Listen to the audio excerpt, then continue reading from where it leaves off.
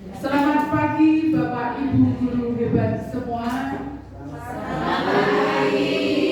Saya ulangi lagi. Selamat pagi Bapak Ibu guru hebat semua. Selamat pagi. Belum kompak. Pagi. Saya ulangi lagi biar semangat. Selamat pagi Bapak Ibu guru hebat semua. Pagi, pagi, pagi. Luar biasa. Tetap semangat. Sehat. Kemudahan. Terima kasih untuk semangat membara Bapak Ibu pada siang yang terik kali ini. Nah, pada kesempatan kali ini izinkan saya untuk menyampaikan ucapan terima kasih terlebih dahulu atas kesediaan Bapak Ibu guru hebat semua untuk menghadiri diseminasi yang saya adakan untuk memenuhi tugas pendidikan guru penggerak pada modul 1.4 budaya positif. Sebelum kita memulai acara diseminasi, alangkah lebih baiknya kita panjatkan doa terlebih dahulu agar diberi kelancaran. Kiranya Tuhan menyertai kita dari awal sampai akhir supaya tanpa hambatan, tanpa kendala. Berdoa dipersilakan.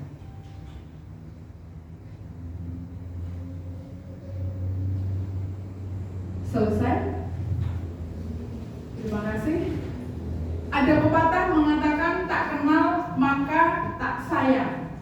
Walaupun Bapak Ibu sudah kenal saya semua, kalau tidak kenal jangan banget.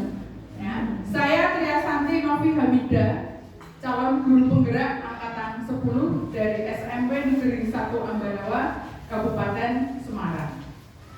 Nah, sebelum kita masuk ke acara inti diseminasi menyebarkan pemahaman dan penerapan pengalaman budaya positif, kita bermain sebentar, ya. Karena sepertinya tadi Bapak Ibu guru dari pagi datang ke sekolahan penuh semangat dari rumah sampai sekolahan langsung membuka koreksian, langsung membuka SKL, membuka surat keterangan nilai rapor dan lain sebagainya.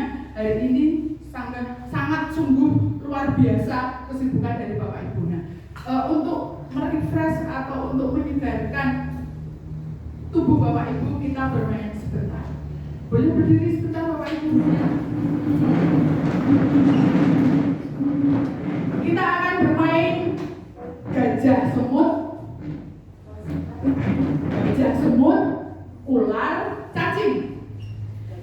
Ya, sebentar. Begini permainannya. Ketika nanti saya menyampaikan gajah itu, Bapak Ibu mengucapkan besar, disertai dengan tangan membentuk ya lingkaran yang besar. Gajah itu besar. Ya. Ketika saya menyampaikan semut itu kecil, Bapak Ibu membentuk lingkaran kecil. Ya, kita coba. Gajah itu besar. Semut itu kecil. Oke, gajah, semut. Sekarang yang ular dan cacing. Ular itu panjang, tangannya panjang. Jangan menyinggol.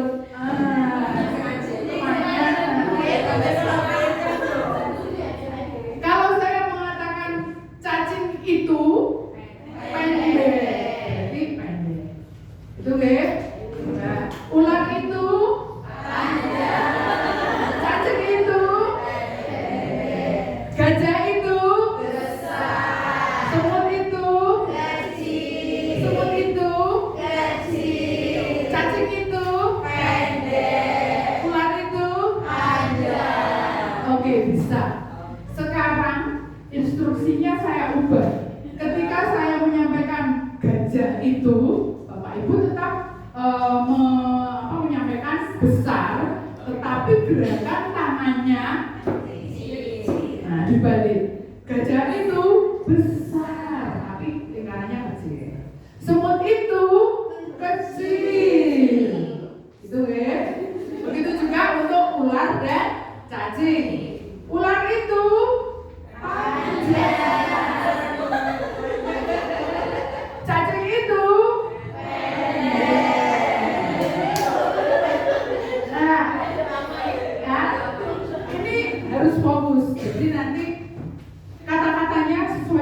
ukurannya, tetapi menyampaikan membentuk gerakan tangannya kebalikannya. Ya, kita cek coba kira-kira fokus apa belum. Harus ngomong, harus bergerak, tidak boleh aku panggil kancanya. Tidak boleh.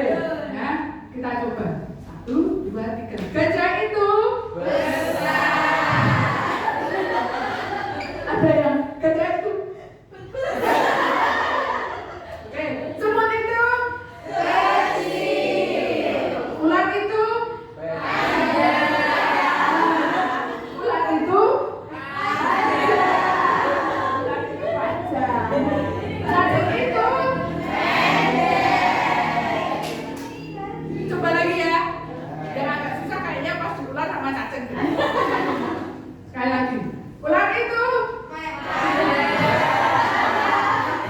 cacing itu gajah itu semut itu gajah itu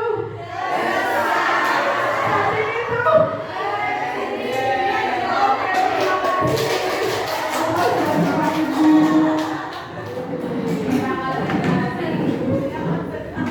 Ternyata konsentrasi itu kadang memang butuh waktu, ya, butuh beberapa saat agar bisa fokus.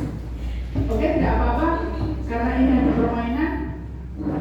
Kita lanjutkan sebentar sambil menunggu ini muncul ini. Baik, saya akan menuju ke materi.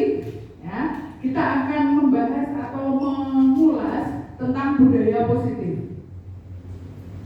Nah, budaya positif, konsep inti materinya saya akan mengambil ada 8 poin. 1, perubahan paradigma belajar, kemudian disiplin positif, nilai-nilai kebajikan, kebutuhan dasar manusia, motivasi perilaku manusia, posisi kontrol guru, keyakinan kelas, dan terakhir adalah segitiga restitusi. Nanti kita hanya akan sebatas memperkenalkan dari ke-8 ini seperti apa toh materi-materi inti pada budaya positif ini. Karena kalau dikupas terlalu dalam atau lebih mendalam, waktu 1 hari itu tidak cukup. Jadi kita hanya akan mengupas permukaannya saja. Yang pertama, pembelajaran dengan paradigma baru. Pembelajaran dengan paradigma baru merupakan pembelajaran yang dirancang berdasarkan prinsip pembelajaran berdiferensiasi, sehingga para peserta didik belajar sesuai kebutuhannya berdasarkan tahap perkembangan sesuai teori psikologi modern untuk mewujudkan profil pelajar Pancasila. Profil pelajar Pancasilanya ada 6. Ini sepertinya Bapak Ibu sudah hafal lorok semua. Kita sudah menjadi sekolah penggerak selama 2 tahun, ya. Jalan mau 3 tahun atau tahun ketiga. Ada 6 ini dimensi profil pelajar Pancasila. Dari ini beriman bertakwa kepada Tuhan Yang Maha Esa dan berakhlak mulia, kemudian berkebinekaan global, bergotong royong, kreatif, bernalar kritis, dan terakhir adalah mandiri. Nah, Bapak Ibu, kalau dulu kita ada istilah kalau mengajar itu berpusat pada guru, berpusat pada guru. Sekarang berdasarkan paradigma baru itu kita pembelajarannya berpusat pada peserta didik atau student center. Nah, dari Bapak Ibu guru yang ada di sini kira-kira apakah sudah menerapkan pembelajaran dengan cara atau dengan student center? Sudah berpusat pada murid atau masih ke gaya lama yang berpusat pada guru? Sudah? Sudah. Walaupun mungkin kalau dibilang sulit, iya, memang sulit. Pembelajaran sekarang menuntut untuk terjadi pembelajaran berdiferensiasi dan harus berpusat pada murid, memang agak sulit. Tetapi dengan sedikit demi sedikit kemauan atau kita mengubah, karena saya yakin perubahan itu tidak ada yang instan. Ya, perubahan itu terjadi sedikit-sedikit. Kalau kita memang menerapkan dan benar-benar kita itu menghamba pada murid bahasanya, bahasa dalam Ki Hajar Dewantara itu menghamba pada murid. Nah, pembelajarannya akan berpusat pada murid sehingga ini profil pelajar Pancasilanya akan bisa terwujud. Oke. Nah, ada beberapa miskonsepsi tentang teori kontrol, ya, teori kontrol, yaitu ilusi guru mengontrol murid, ilusi bahwa semua penguatan positif efektif dan bermanfaat, ilusi bahwa kritik dan membuat rasa bersalah mampu menguatkan karakter, dan terakhir ilusi bahwa orang dewasa berhak memaksa. Nah, kenapa ini kok disebut miskonsepsi? Ya, ini adalah miskonsepsi. Jadi sekarang ini guru mengontrol murid itu sepertinya tidak efektif. Mungkin efektif saat itu juga kita mengontrol murid dengan peraturan-peraturan, tetapi apakah anak akan dari dirinya sendiri muncul kesadaran? Nah, belum tentu. Begitu juga ini, ilusi bahwa semua penguatan positif efektif dan bermanfaat. Anak yang terbiasa disanjung, dipuji, apakah dalam dirinya atau motivasi intrinsiknya dia betul-betul seperti itu? Saat kita tidak memuji, apakah dia tetap akan berperilaku positif misalnya? Ya, begitu juga untuk yang ilusi ketiga dan yang keempat. Jadi ini merupakan miskonsepsi tentang teori kontrol. Saya lanjutkan. Nah, sekarang kita akan mengubah paradigma stimulus respon ke pendekatan teori kontrol. Kalau tadi yang stimulus respon tadi, ini yang pertama, realitas kebutuhan kita sama. Kalau menurut teori kontrol, realitas atau kebutuhan kita berbeda. Jelas nih, kalau ini pasti tidak perlu berdebat. Kebutuhan podo sama. Kita nggak bisa berdebat itu. Kebutuhan saya dengan kebutuhan panjenengan berbeda. Kebutuhan guru dengan kebutuhan murid juga berbeda. Kemudian yang kedua, semua orang melihat hal yang sama. Pada teori kontrol, setiap orang memiliki gambaran yang berbeda. Contoh konkret saja sekarang, saya menghadap ke belakang, saya melihatnya belakang, panjenengan melihatnya ke depan. Itu secara contoh konkretnya saja. Sedangkan gambaran yang dimaksud mungkin gambaran tentang hidup pasti berbeda. Gambaran dari apa yang mata kita lihat saja berbeda, apalagi gambaran tentang hidup. Kemudian yang ketiga, kita mencoba mengubah agar orang berpandangan sama dengan kita. Kalau pada teori kontrol, kita berusaha memahami pandangan orang lain tentang dunia. Jadi kita tidak bisa mengharapkan orang lain itu pandangannya sama dengan kita. Misal saya melihat contoh ada peristiwa yang menurut saya itu adalah dagelan, menyenangkan atau kita senang membuat orang lain itu ditertawakan, digawe bahan dagelan misal. Tetapi mungkin menurut orang yang dijadikan korban itu mungkin aku merasa menderita, aku merasa tidak senang. Nah itu dari satu contoh itu saja sudah berbeda. Ya, atau mungkin orang lain menganggap suatu peristiwa itu menyedihkan, atau orang lain menganggap lagi biasa saja, itu nggak menyedihkan. Karena saya sudah biasa melihatnya. Contohnya seperti itu. Kemudian pada stimulus respon, perilaku buruk dilihat sebagai suatu kesalahan. Sedangkan teori kontrol, semua perilaku memiliki tujuan.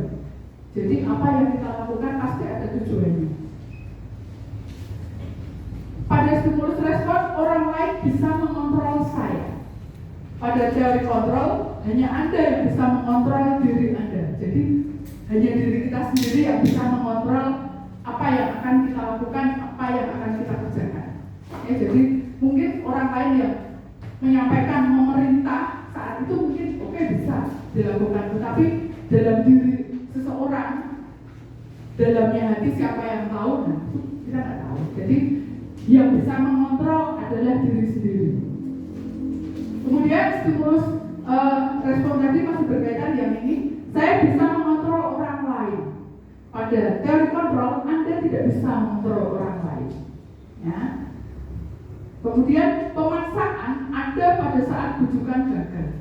Sedangkan pada teori kontrol, kolaborasi dan konsensus menciptakan pilihan-pilihan baru. Jadi berkolaborasi saat terjadi kolaborasi biasanya akan tercipta nanti ada beberapa pendapat, ada beberapa argumen mungkin yang bisa menguatkan suatu proses perilaku.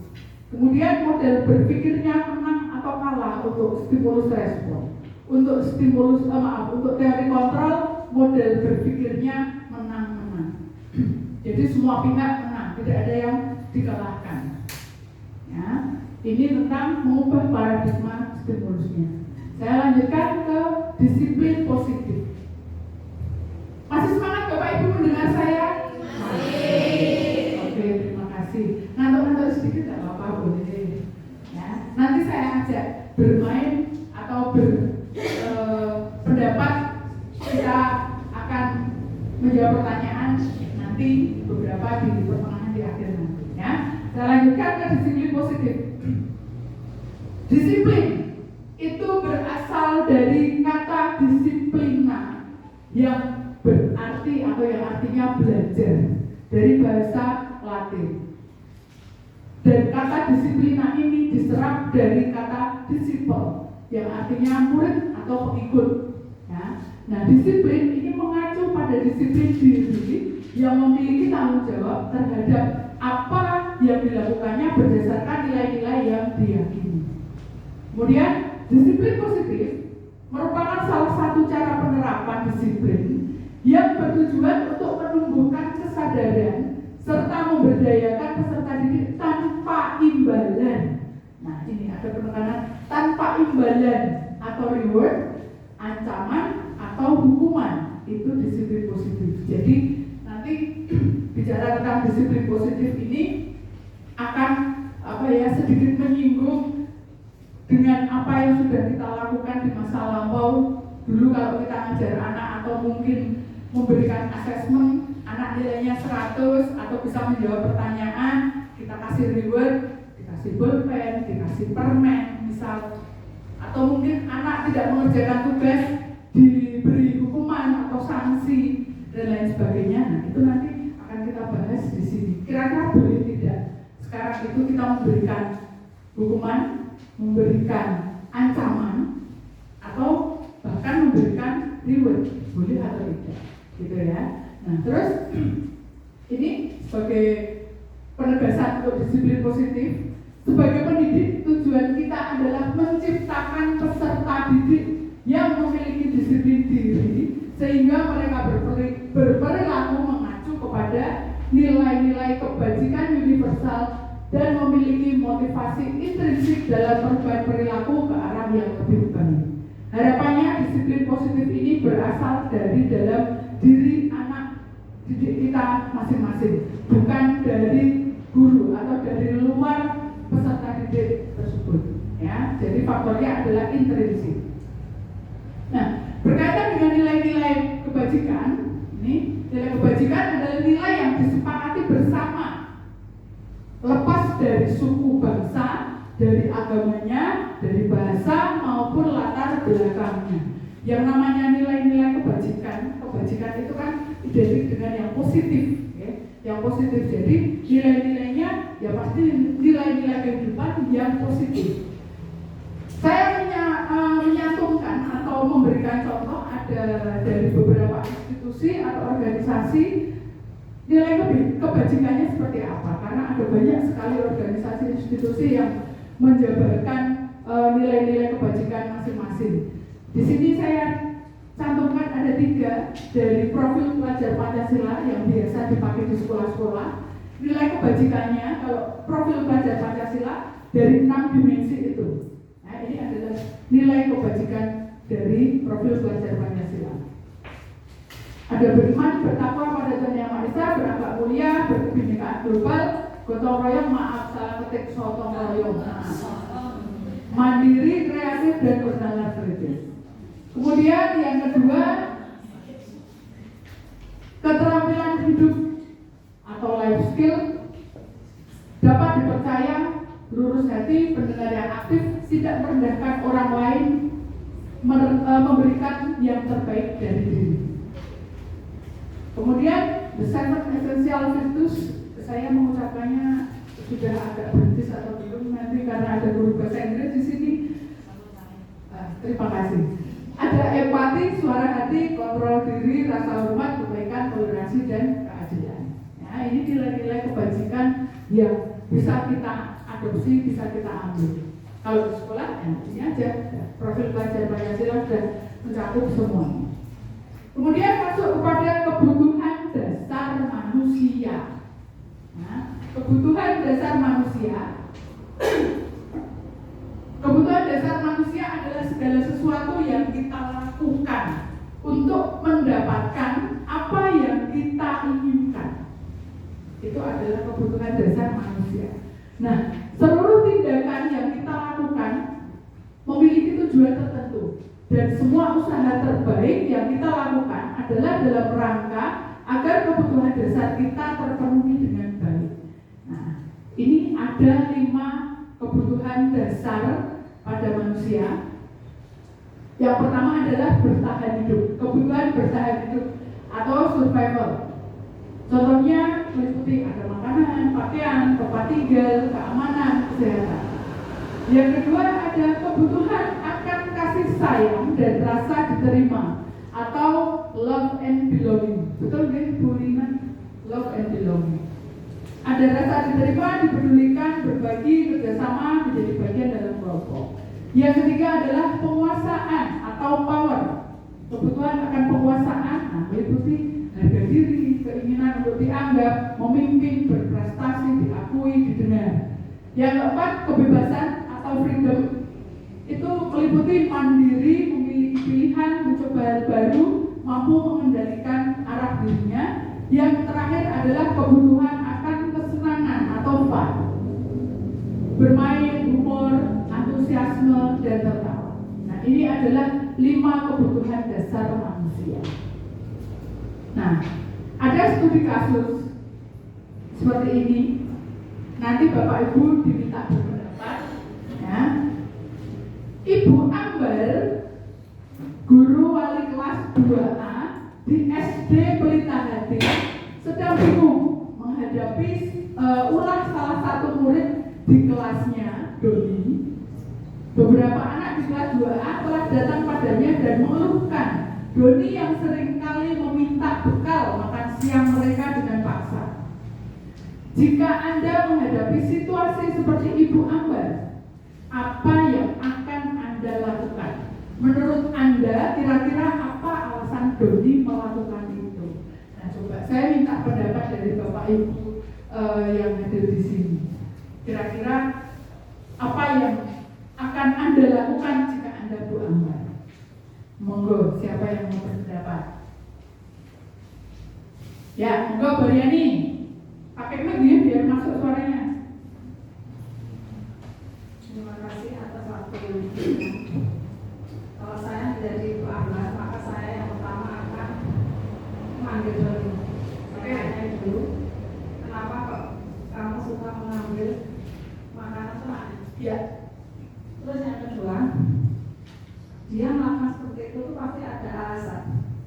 Kemungkinan kurang perhatian orang tua atau tidak diberi bekal orang tua itu biasa. Oke.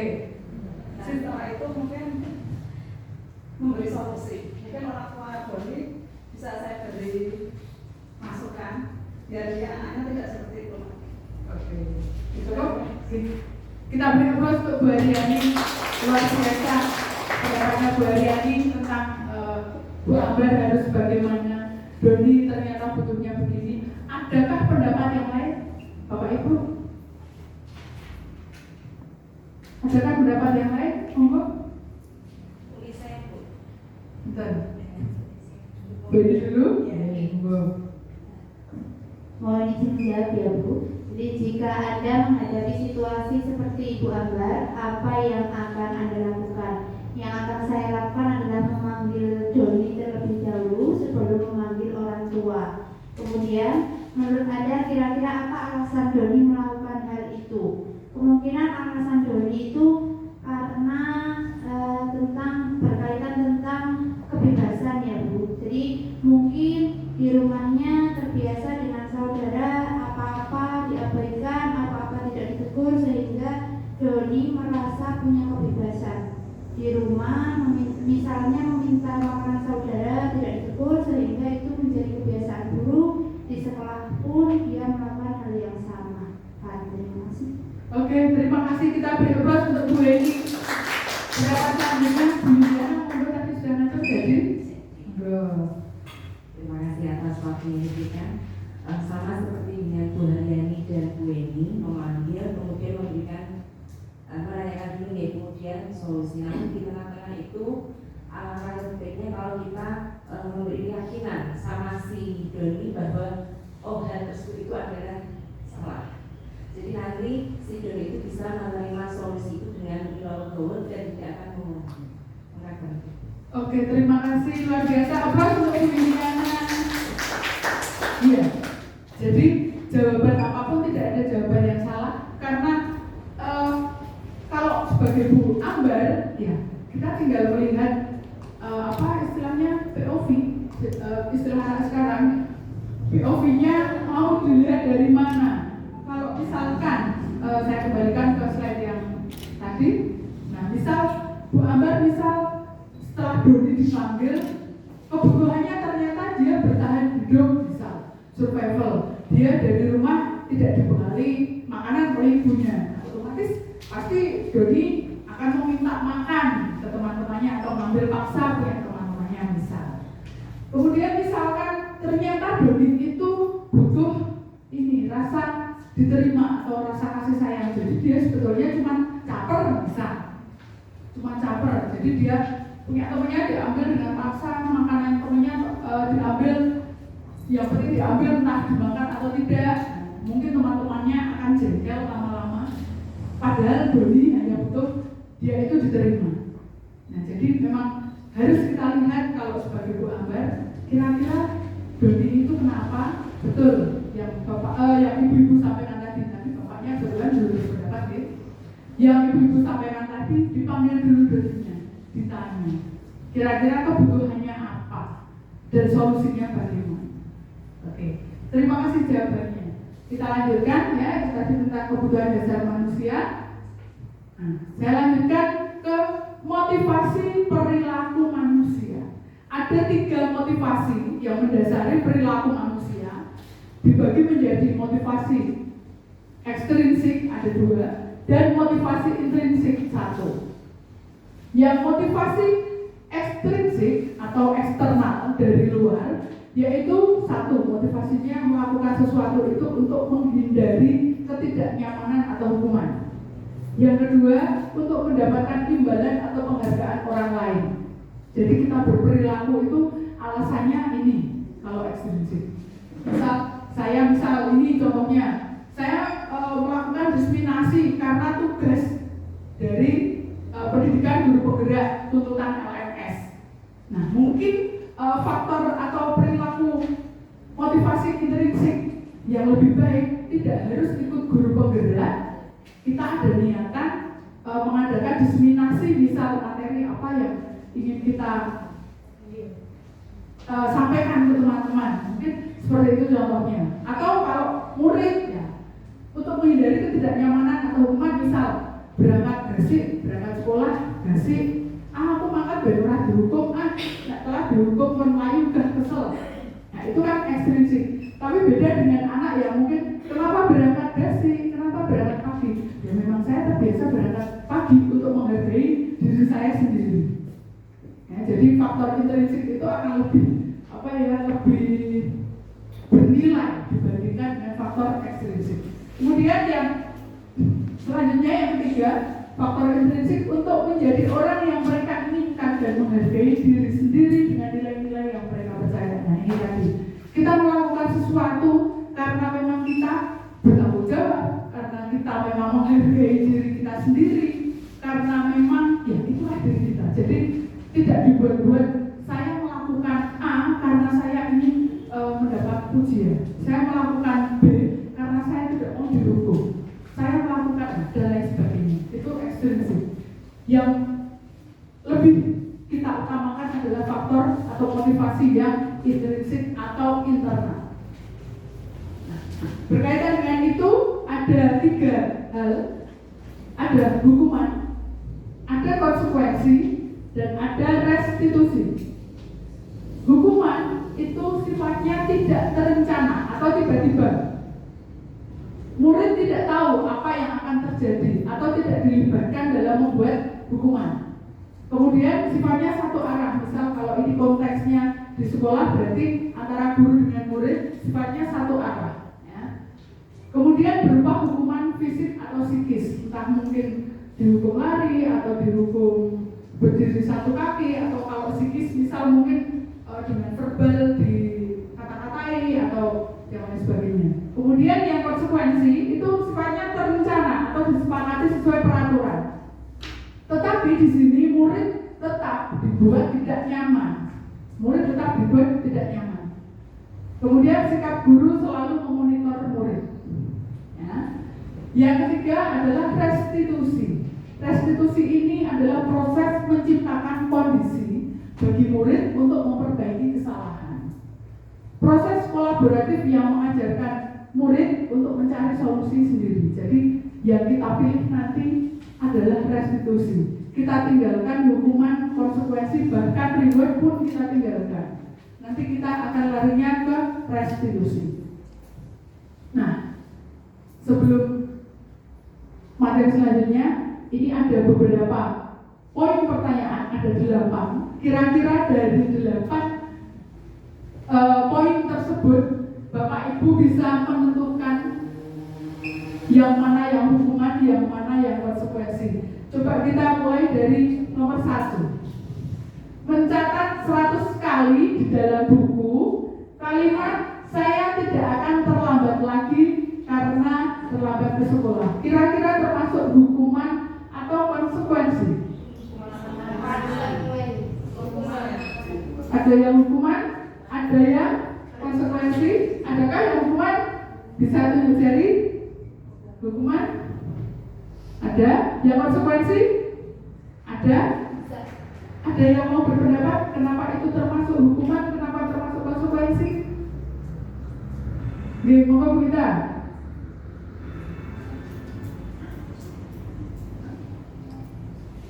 Terima kasih atas waktunya yang diberikan kepada saya. Jadi di situ tercantum mencatat 100 kali di dalam buku kalimat "saya tidak akan terlambat lagi karena terlambat ke sekolah". Ini bersifat seolah-olah ini mendadak sehingga judulnya ini hukuman. Kemudian ini kan murid kamu disuruh mencatat "saya tidak akan terlambat lagi". Jadi ini bersifat satu arah. Ini lebih cenderungnya kalau saya ini lebih cenderung ke hukuman. Oke. Terima kasih. Terima kasih Bu Ita, tepuk tangan. Yang menjawab konsekuensi, Sinten tadi ada? Bu Eni mau berpendapat? Menurut saya, mencatat 100 kali di dalam buku kalimat "saya tidak akan terlambat lagi karena terlambat ke sekolah" itu masuk ke dalam konsekuensi karena dalam tata tertib tidak tertulis secara jelas. Terima kasih. Oke, terima kasih untuk Bu Eni, tepuk tangan. Kita akan lihat jawabannya. Untuk pertanyaan pertama adalah konsekuensi. Ya, masuknya adalah konsekuensi. Oke, tidak apa-apa ada yang menjawab hukuman karena kita memang tadi POV kita mungkin berbeda. Ya, sudut pandang kita berbeda. Yang pertama adalah konsekuensi. Ini betul yang disampaikan Bu Eni tadi. Jadi mungkin ini sifatnya masih satu arah dihukum, sepertinya dihukum, tetapi masuknya konsekuensi. Ya, karena di awal sebelumnya mungkin guru sudah pernah memberitahukan ke anak. Jadi kamu harus begini, harus begini. Kalau tidak begini, begini. Ini tidak dijelaskan, nanti dijelaskan secara komplit sebelum-sebelumnya seperti apa. Oke, lanjut ke pertanyaan nomor 2. Lari mengelilingi lapangan basket 2 kali karena terlambat hadir di sekolah. Hukuman atau konsekuensi? Hukuman. Kalau ini jelas hukuman. Oke. Yang ketiga, membersihkan coretan yang dibuatnya di meja tulis. Konsekuensi. Pinter-pinter Bapak Ibu ini. Yang keempat, murid diminta untuk push up 15 kali karena tidak menggunakan masker ke sekolah. Hukuman. Yang kelima, menggantikan kertas tugas teman yang telah dicoret-coret. Iya. Berjemur di lapangan basket pukul 12 siang karena ngobrol dengan teman. Hukuman. Murid diminta bertelanjang kaki sepanjang hari karena tidak menggunakan sepatu warna hitam sesuai peraturan sekolah.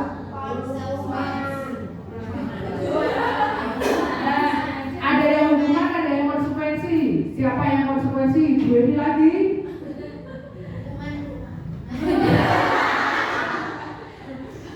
Hukuman atau konsekuensi? Bu Haryani konsekuensi? Boleh, tidak apa-apa.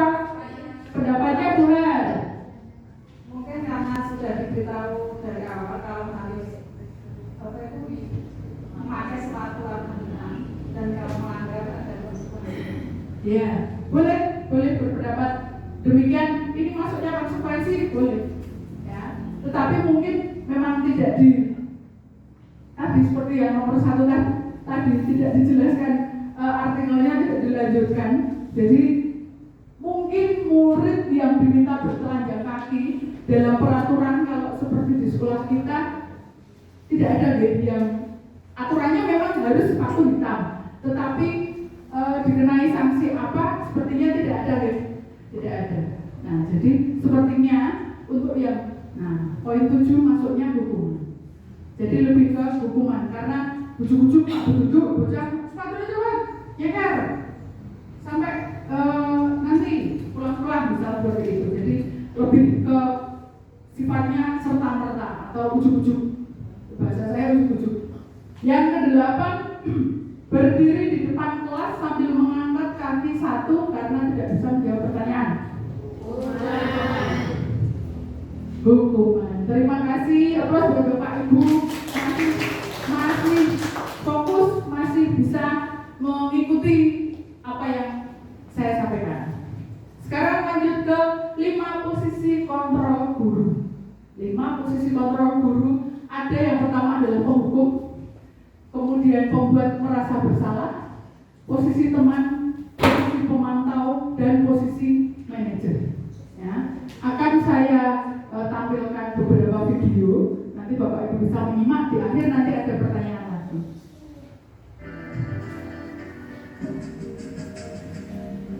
Suaranya terdengarkah?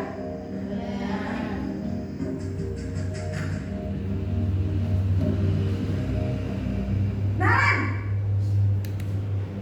sini kamu. Selamat pagi, Bu.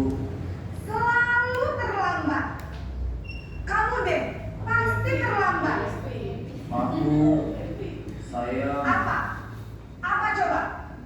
Alasan kamu apa lagi? Kapan sih kamu tidak terlambat? Malas sekali ya kamu jadi anak. saya Dasar pemalas. Gak kapok-kapok sih kamu. Sudah berapa kali terlambat? Sana, kamu keliling lapangan basket 2 kali. kenapa saya harus ke lapangan basket, Bu? Kenapa? Kamu melawan ibu? Berani-beraninya jawab. Sudah terlambat, masih berani jawab pula. Sekarang, keliling lapangan basket 5 kali sekalian. Biar kapok. Cepat. Pergi sana ke lapangan basket. Nah, untuk posisi kontrol yang pertama adalah guru sebagai penghukum. Ya, seorang penghukum bisa menggunakan hukuman fisik maupun verbal. Orang-orang yang menjalankan posisi penghukum senantiasa mengatakan bahwa sekolah memerlukan sistem alat-alat yang dapat lebih menekan murid-murid lebih dalam lagi. Ya, kata-kata yang biasa dikeluarkan oleh tipe penghukum adalah ini: patuhi aturan saya atau awas. Adakah Bapak Ibu yang begitu? Contoh yang kedua, kamu selalu saja salah. Atau selalu, pasti selalu yang terakhir selesai. Nah, ini adalah beberapa kalimat yang keluar dari tipe-tipe penghukum. Guru seperti ini senantiasa percaya hanya ada satu cara agar pembelajaran bisa berhasil, yaitu cara dia. Nah, kalau tipe penghukum seperti itu, ya. Saya lanjut ke tipe yang kedua.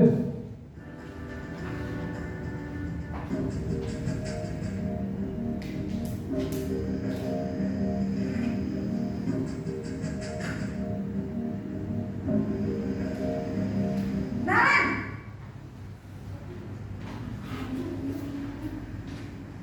Selamat pagi, Bu. Naren, kamu kenapa terlambat lagi, nak? Ya Tuhan, Naren, kamu senang ya bikin ibu susah ya? Kalau kamu terlambat lagi, nanti ibu yang ditegur bapak kepala sekolah, nak. Disangka ibu tidak bisa membina kamu. Duh, gimana ini? Maaf, Bu. Duh, Gusti Naren, kamu suka ya kalau ibu ditegur bapak kepala sekolah? Terus, sekarang ibu harus tulis apa ini di buku absen? Ini kamu sudah sering terlambat loh. Ibu harus apa coba? Maaf, Bu. Maaf sekali. Ya sudah, lain kali jangan bikin ibu susah lagi ya, nak ya. Ibu tidak akan kuat lagi kalau kamu begini terus. Bisa jantungan kalau ibu tegur bapak kepala sekolah. Sana cepat ke kelas. Maaf ya, Bu. Maaf sekali. Nah, yang kedua adalah membuat merasa bersalah. Pada posisi ini biasanya guru akan bersuara lebih lembut. Nanti gurunya volumenya diturunkan, kemudian lebih lembut. Pembuat merasa bersalah akan menggunakan keheningan yang membuat orang lain merasa tidak nyaman, bersalah atau rendah diri. Nah, contoh kalimatnya, ibu sangat kecewa sekali dengan kamu, tapi biasanya nada bicaranya ya lembut. Berapa kali bapak harus memberitahu kamu? Gimana coba kalau orang tua kamu tahu kamu berbuat begini? Jadi dia lebih lembut, tapi membuat anak merasa tertekan biasanya. Ini di posisi ini murid akan memiliki penilaian diri yang buruk tentang diri mereka. Murid merasa tidak berharga dan telah mengecewakan orang-orang yang disayanginya. Ya, ini untuk yang kedua. Lanjut video ketiga, posisi teman.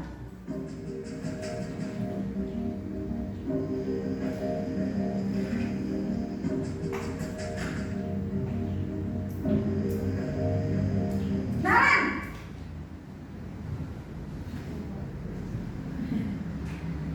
Selamat pagi, Bu.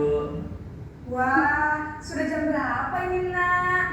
Terlambat lagi ya, sayang. Iya, Bu. Habis ibu saya belum membangunkan saya, Bu. Kamu malah menyalahkan ibu kamu. Kamu bukannya anak yang larinya paling kencang. Kok terlambat sih? Iya, Bu. Saya memang terlambat bangun tadi. Jadi, biarpun saya lari kencang, tetap gak kekejar, Bu. Ya sudah, sana. Nanti lain kali larinya lebih kencang lagi ya. Biar gak terlambat lagi. Bikin seneng ibu. Demi ibu. Bisa kan? Bisa lah, Bu. Ya sudah, sana masuk kelas. Ibu beresin urusan absen kamu. Kamu ini ada-ada saja. Tipe teman, ya. Guru pada posisi ini tidak akan menyakiti murid, namun akan tetap berupaya mengontrol murid melalui persuasi. Posisi teman pada guru bisa negatif atau positif. Positif di sini berupa hubungan baik yang terjalin antara guru dan murid. Guru di posisi teman menggunakan hubungan baik dan humor untuk mempengaruhi seseorang. Oke, seperti contoh video tadi. Contoh kalimatnya, ayo bantulah bagi bapak ya. Ayo ingat. Ayo ingat tidak bantuan bapak selama ini. Ya sudah, kali ini tidak apa-apa, nanti ibu baru bereskan. Jadi seperti dengan teman, murid dengan temannya, nah gurunya kok posisinya seperti teman. Hal negatif dari posisi teman adalah bila suatu saat guru tersebut tidak membantu, maka murid akan kecewa. ya, dan berkata, saya pikir bapak atau ibu teman saya. Nah, murid merasa dikecewakan dan tidak mau lagi berusaha. Hal lain yang mungkin timbul adalah murid hanya akan bertindak untuk guru tertentu dan tidak untuk guru lain. Murid akan tergantung pada guru tersebut. Ada ya di tempat kita beberapa anak yang dia hanya hanya berteman dengan guru tertentu, sedangkan ketika ditegur atau diajak berbincang oleh guru yang lain, anak tersebut cuek karena merasa ya butuh, bukan cakup, bisa seperti itu. Lanjut video selanjutnya, posisi pemantau atau monitor.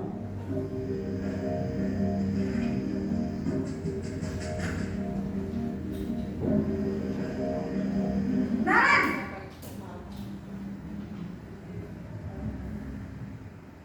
Selamat pagi Bu. Naren, apa peraturan sekolah kita tentang jam berapa kita harus masuk sekolah, nak? Kita harus di sekolah jam 7 Bu. Iya betul, sekarang sudah jam 7.20. Naren sudah tahu konsekuensinya jika terlambat hadir.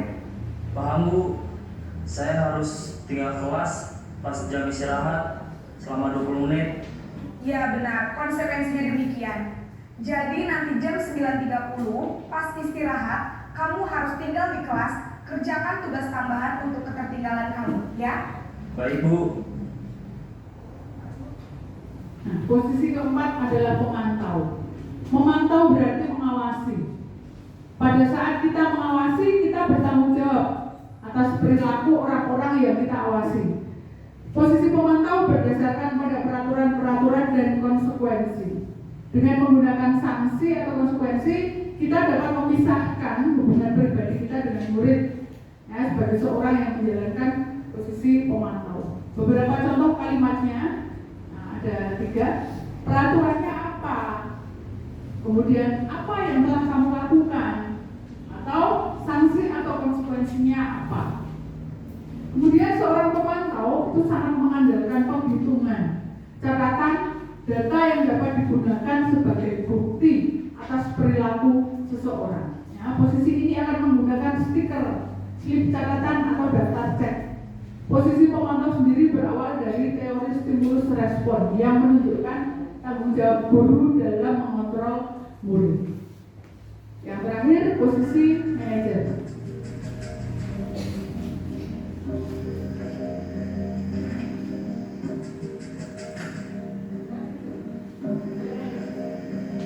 Naren!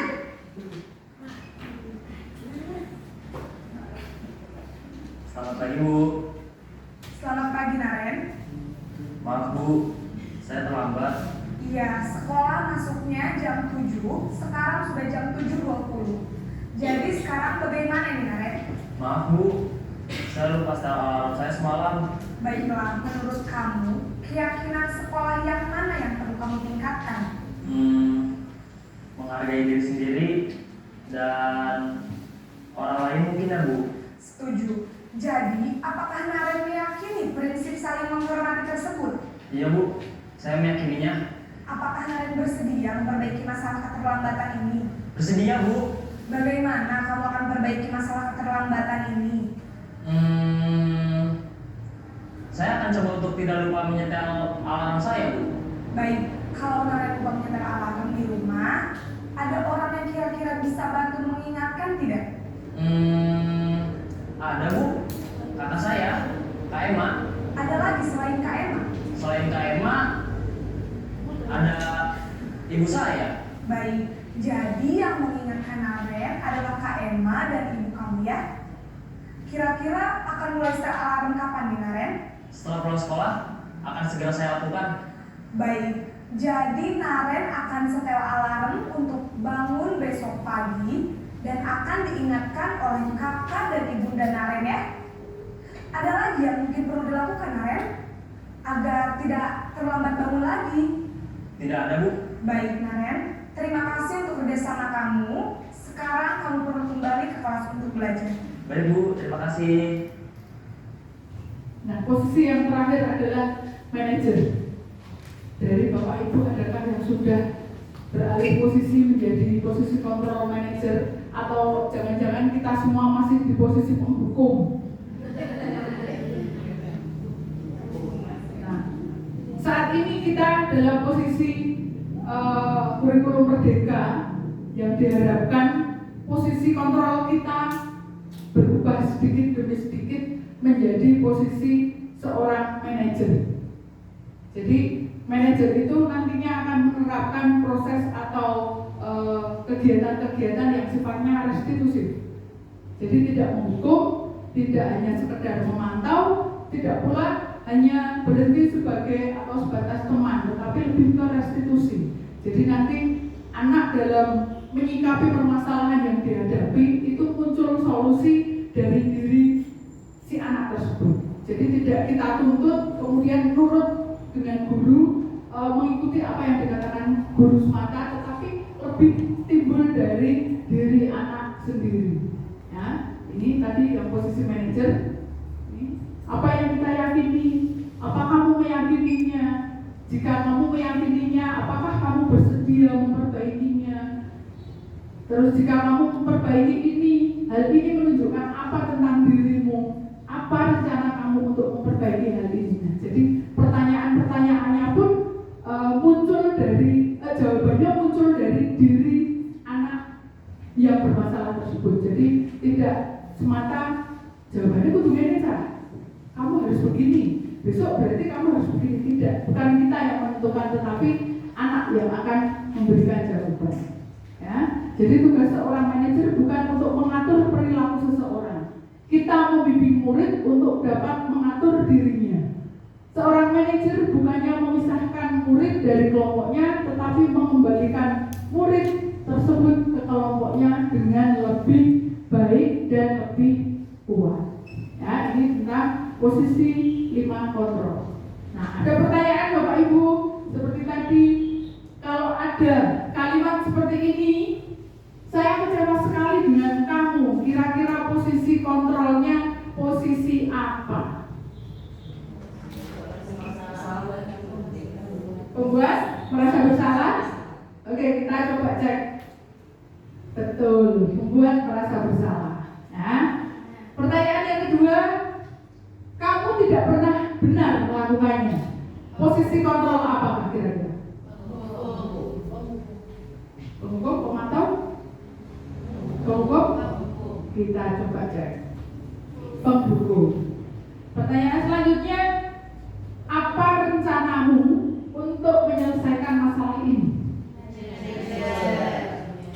Manajer. Jadi dari jawabannya nanti dari dalam diri peserta didik. Pertanyaan selanjutnya, ayolah lakukan demi bapak atau ibu ya. Besti. Posisi kontrol teman atau besti ya. Kemudian satu lagi, kamu tidak pernah mendapat nilai jika tidak mengerjakan tugas. Kira-kira posisi kontrol apakah ini? Memantau teman? Penghukum? Kita cek. Pemantau. Ya. Jadi ini beberapa contoh posisi kontrol guru di dalam kehidupan di sekolah. Lanjut selanjutnya adalah keyakinan kelas. Jelang selesai materinya, tenang Bapak Ibu sudah masuk ke keyakinan kelas. Tidak lama lagi kita akan berakhir. Keyakinan kelas, kenapa mesti keyakinan? Kenapa tidak peraturan saja? Ada yang mau berpendapat Bapak Ibu? Monggo. Kenapa keyakinan? Monggo Bu Ita. Sebentar ya Bu Is. Monggo Bu Ita. Terima kasih Bu Nuri atas waktunya. Kalau keyakinan kelas itu menurut saya kan anak-anak ini idenya dari anak sendiri. Nah, kita kesempatannya apa ini supaya kelas kita menjadi lebih baik? Jadi anak itu merasa memiliki peraturan itu. Tapi kalau peraturan kelas ini hanya seperti buku tadi satu arah. Jadi ini peraturan kelasnya. Jadi anak tidak merasa memiliki sehingga tidak tumbuh kesadaran diri mereka sendiri. Begitu. Terima kasih. Oke, terima kasih dari Bu Ita. Jadi sama dengan Bu Ita. Kalau keyakinan itu kan dihasilkan dari kesepakatan kelas ya.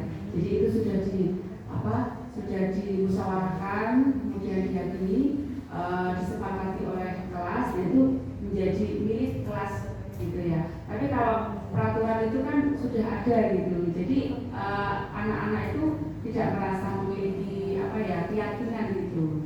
Ya. Terima kasih Bu Is, kita kasih tepuk tangan. Ada lagi? Sudah cukup? Ya. Ya, keyakinan kelas. Kenapa keyakinan? Karena tadi keyakinan itu berasal dari motivasi intrinsik peserta didik. Yakin dulu. Kalau peraturan ya sudah ada. Peraturan di kelas misal yang membuat sekolahan, anak tinggal membaca, tinggal melakukan. Nah, dengan adanya peraturan kelas belum tentu anak kemudian manut atau mengikuti apa yang dituliskan dalam peraturan tersebut. Tetapi kalau keyakinan kelas, karena anak sendiri yang membuat, yang meyakini sehingga terjadi kesepakatan. Nah, diharapkan karena motivasi intrinsik itulah nanti yang akan berjalan di lingkungan kelas, bahkan di lingkungan sekolah. Yang kita harapkan adalah keyakinan kelas. Jadi kalau sudah yakin, disepakati. Nah, untuk proses pembentukan keyakinan kelas ini, ya, pembentukan keyakinan kelas ini sifatnya abstrak. Jadi kata-katanya nanti yang dituliskan itu sifatnya abstrak. Kemudian berupa pernyataan universal yang umum, pernyataan yang umum. Keyakinan kelas itu umum sifatnya. Kemudian dibuat dalam pernyataan positif. Misal kalau kita sedang seperti ini, misal tadi ada keyakinan atau kesepakatan kelas, misal izin saat ingin meninggalkan ruangan. Nah, kata-katanya positif, bukan tidak boleh izin, bukan. Ya, jadi kita tidak menggunakan kata-kata yang sifatnya negatif. Kata-katanya berupa pernyataan yang positif. Kemudian sedikit saja agar mudah diingat. Ya, apalagi anak-anak kalau yang terlalu panjang biasanya malas mengingat. Kalau sudah malas mengingat, ya pasti dia malas untuk melakukannya. Ya, yang singkat saja. Kemudian sesuai dengan kondisi kelas dan sekolah sehingga mudah diterapkan. Yang kondisi sekolah kita seperti ini mungkin beda dengan kondisi sekolah yang lain. Atau kelas dalam satu sekolahan pun di kelas 7A beda mungkin di kelas 8C, beda di kelas 9G bisa. Jadi kesepakatannya atau keyakinan kelasnya bisa dibuat sendiri. Kemudian ini semua warga sekolah atau warga kelas dilibatkan saat pembentukan atau pembuatan keyakinan kelas. Jadi semuanya dilibatkan. Dalam satu kelas misal di 7A dilibatkan semua anak 7A untuk membuat keyakinan kelas itu. Sehingga semuanya sama-sama bertanggung jawab, sama-sama melakukan. Begitu tentang keyakinan kelas. Nah, satu video lagi tentang segitiga restitusi. Bagaimana seorang guru berada dalam posisi manajer menggunakan penerapan segitiga restitusi.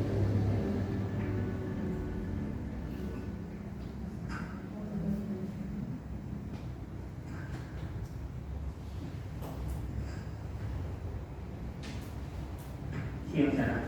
Siang Pak. Sudah lama gak ketemu Sarah? Kenapa hari ini ada di sini? Kesel Pak, kesel banget. Masa aku dikatain tukang fitnah Pak? Ya aku marah lah. Aku dari katain Eka di depan kelas. Kesel banget. Oh begitu. Ya pasti kamu marah dan kesal. Bapak juga akan marah apabila ada yang menuduh Bapak seperti itu. Kemudian pada saat itu kamu mau melakukan apa? Ya saya langsung ngatain Eka lah Pak. Kesel banget. Saya betah-betah dia depan teman-teman lain. Oh begitu. Pasti kamu melakukan seperti itu karena suatu alasan tertentu kan? Iyalah, masa saya diam saja Pak? Ya saya bela diri lah. Masa saya dituduh tukang fitnah? Ya wajar lah. Mempertahankan harga diri itu sesuatu yang penting buat kamu. Untung kamu tidak bertindak lebih gegabah lagi. Hanya membentak-bentak. Iya Pak. Untung saya masih bersabar dan hanya membentak saja. Sudah gemes padahal. Saya pasti bela diri lah. Ya pasti ya. Tapi kamu memilih untuk tetap bertahan dan bersabar. Kamu memilih untuk tidak berbuat lebih parah lagi. Nah, sekarang coba kita lihat lagi tindakan kamu yang mentak-mentak Eka di kelas. Tindakan kamu itu kira-kira sesuai dengan keyakinan kelas atau prinsip kamu tidak? Enggak lah Pak, capek Pak jadi pemarah. Jadi keyakinan atau prinsip mana yang perlu sesuai dengan keinginan kamu? Ya, saya sebenarnya sangat menghargai orang lain. Mungkin saat itu saya menjadi emosi, jadi tidak menunjukkan sikap itu. Kamu meyakini tidak? Menghargai orang lain itu penting buat kamu. Yakin lah Pak. Iya, setuju. Kita harus saling menghargai. Namun, ada juga keyakinan yang kita sepakati yang perlu kita jalankan apabila kita sedang marah, kan? Ya, saya bisa lebih proaktif, mulai dengan diri sendiri. Saya bisa jadi lebih bersabar, mengambil waktu jeda untuk berpikir mau apa selanjutnya. Kira-kira kamu bersedia memperbaiki masalah ini tidak? Bersedia Pak. Kalau kamu memperbaiki masalah ini, kamu akan menjadi orang seperti apa? Saya akan menjadi orang yang bertanggung jawab kali ya Pak. Dan senantiasa proaktif. Iya, menurut kamu bagaimana rasanya menjadi orang seperti itu? Ya nyaman lah, bangga bisa bersabar dan menahan diri. Baiklah kalau begitu. Yuk kita pikirkan bagaimana memperbaiki masalah ini.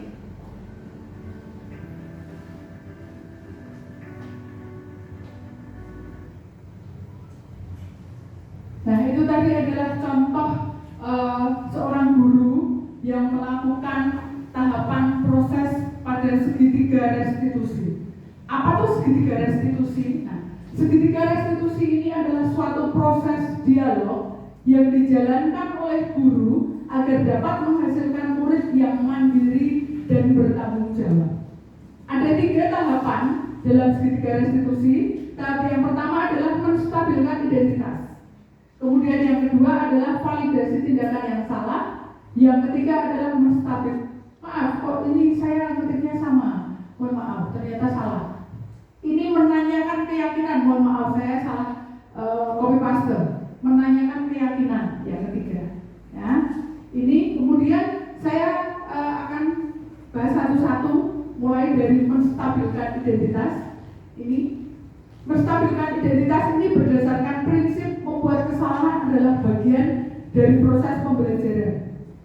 Nah, kalimat-kalimat atau kata-kata yang bisa dilontarkan adalah ini: berbuat salah itu wajar. Tidak ada manusia yang sempurna. Bapak atau ibu juga pernah melakukan itu. Bapak atau ibu tidak mau mencari siapa yang salah, tetapi ingin mencari solusi dari permasalahan ini. Atau mungkin kamu berhak merasa begitu. Ya, ini dari tahapan menstabilkan identitas. Kemudian tahap yang kedua adalah validasi tindakan yang salah. Berdasarkan prinsip setiap perilaku berupaya memenuhi suatu kebutuhan tertentu. Kalimat-kalimat yang bisa digunakan adalah kamu pasti punya alasan mengapa melakukan hal itu. Atau padahal kamu bisa melakukan yang lebih buruk dari ini ya.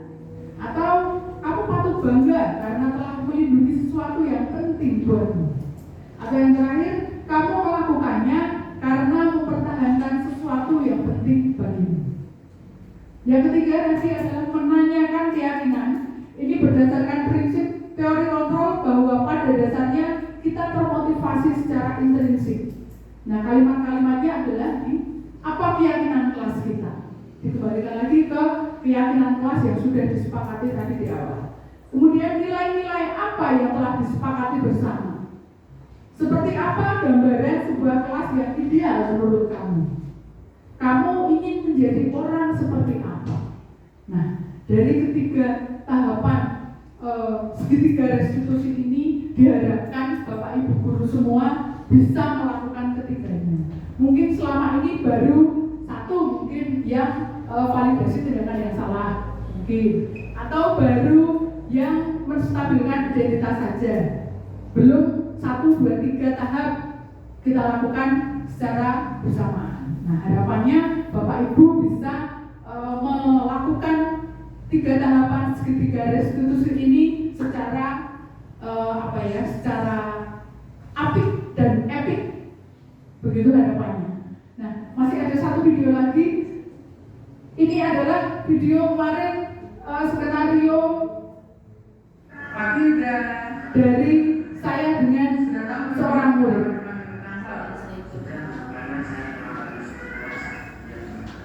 Betul.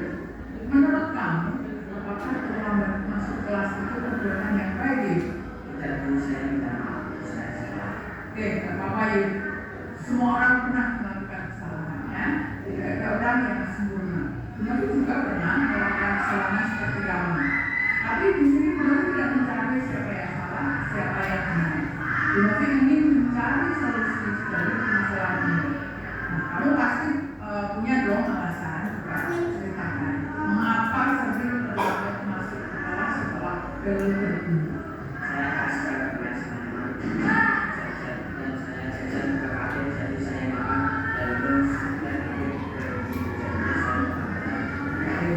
Bermain bersama teman memang sudah ikut, kamu pasti sangat menyukainya. Adakah solusi yang bisa kamu lakukan agar kamu tetap bisa bermain jajan di kantin tapi tidak terlambat masuk kelas? Ya, oke. Nah, kapan kamu akan mulainya?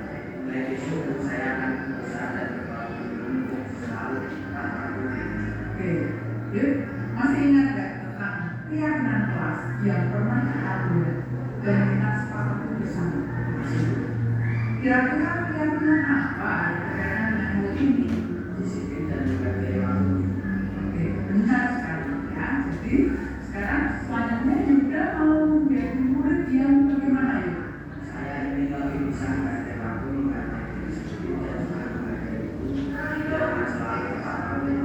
Oke, baik ya. Sekarang kita sudah mendapatkan solusinya.